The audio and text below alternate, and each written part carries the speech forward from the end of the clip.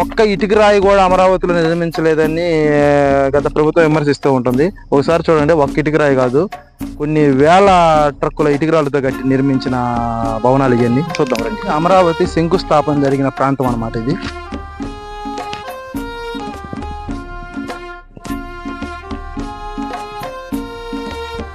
ఈ విధంగా ఇటువంటి పైప్ లైన్లో ఒక 30-40 కిలోమీటర్ల దారంతా ఉన్నాయి ఫ్రెండ్స్. ఇవి చూపిస్తాను రండి మీకు. హలో ఫ్రెండ్స్, నేను మీ శివారెడ్డి, మన ఒంగోలు కుర్రాడు యూట్యూబ్ ఛానల్.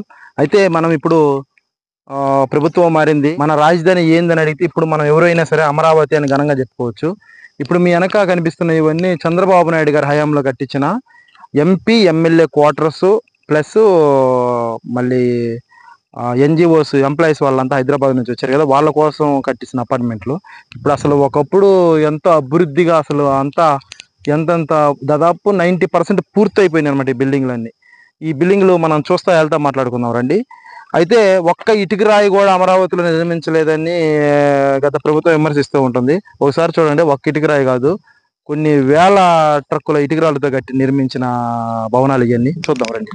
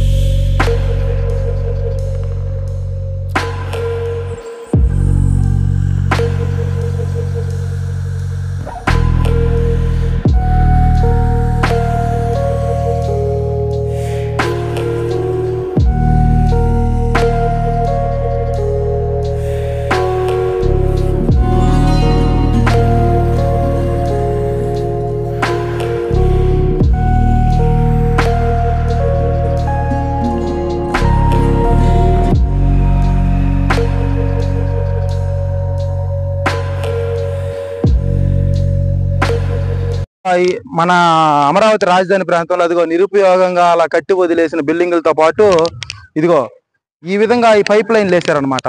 ఇవి ఎందుకో మనకు పూర్తిగా తెలియదు. బహుశా నేను అనుకోవటం వాటర్కి కానీ లేకపోతే అండర్ గ్రౌండ్ డ్రైనేజీకి కానీ.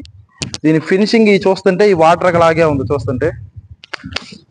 చూడండి ఫ్రెండ్స్, ఈ విధంగా ఇటువంటి పైప్ లైన్లో ఒక 30-40 కిలోమీటర్ల దారంతా ఉన్నాయి ఫ్రెండ్స్. ఇవి చూపిస్తాను రండి మీకు వీడియోలో.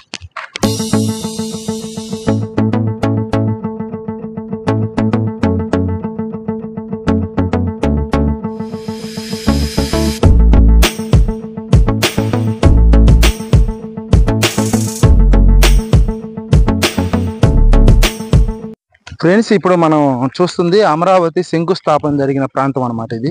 రండి వెళ్ళి చూద్దాం.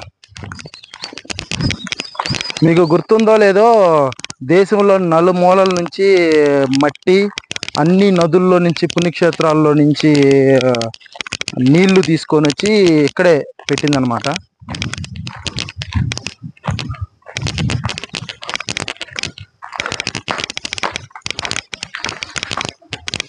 దాదాపు అన్ని ప్రాంతాల్లో నుంచి తీసుకొచ్చిన మట్టి అనమాట ఫ్రెండ్స్ ఇది.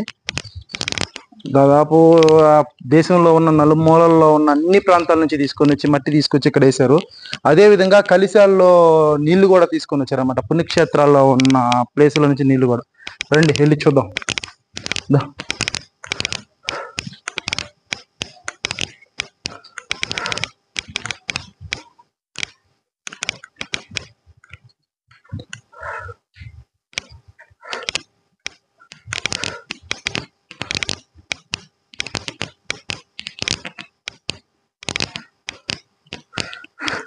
ఈ భారతదేశంలో ఉన్న ప్రతి ప్లేస్ లో నుంచి మట్టి తీసుకొచ్చి ఇక్కడ వేసారనమాట. అదే ఇది.